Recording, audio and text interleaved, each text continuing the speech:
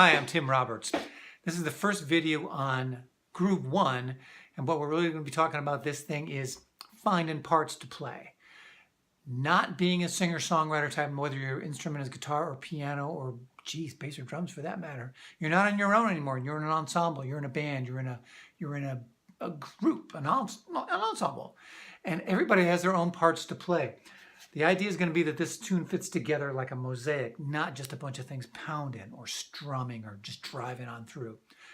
But there's a method to this. You can pick it up by years and years and years of guys busting you on a bandstand going, dude, stay off on my part, that's my part. I would rather have you learn what you're shooting for earlier than having to go through the embarrassment of that and the years of experience to make it happen, okay? So what you're playing in Groove 1 is a 12-bar form. This particular tune is going to sound like a blues. It's in a shuffle feel, as opposed to okay? Key of A. 12-bar form has 3 phrases. Each of the phrases has 4 bars in it, and each bar, both melodically, if it's a vocal tune, lyrically, and certainly in this case, harmonically, each phrase is represented by a different concept. Harmonically, the first phrase is about the 1 chord in the key. The second phrase is about the 4 chord in the key. The third phrase is about the 5 chord in the key. And then the whole thing repeats. It's what's called a strophic form. It's like verse after verse after verse after verse, like a hymn. The form never changes. There's no chorus. There's no bridge. It's the same thing over and over and over. But the important thing to playing a blues or in any kind of 12-bar form effectively is to understand that phrasing. And that phrasing, little changes to it that you make phrase to phrase, verse to verse, tune to tune, enables you to play a blues gig 4 hours a night. It is doable with only 3 chords.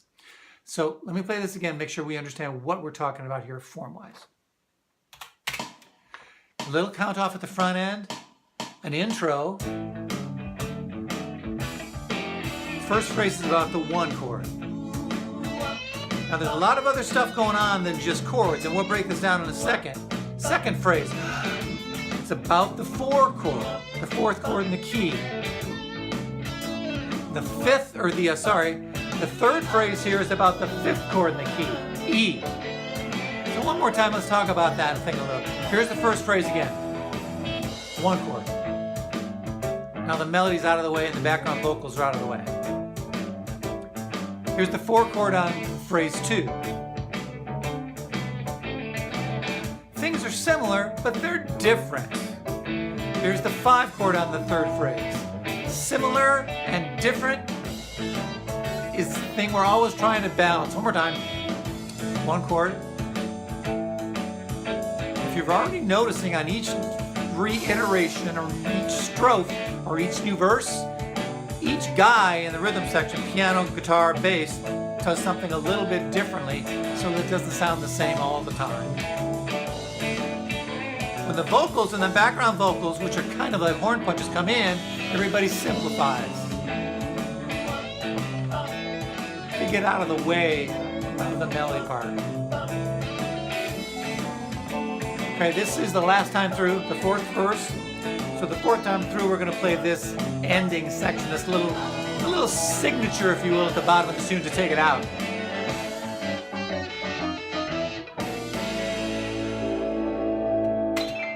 So every tune, by the way, even a 12-bar form, has to have an intro and it has to have an outro to make the thing into a song. Okay, we get this concept? All right, let's stop here, then we'll come back and we'll break this thing down.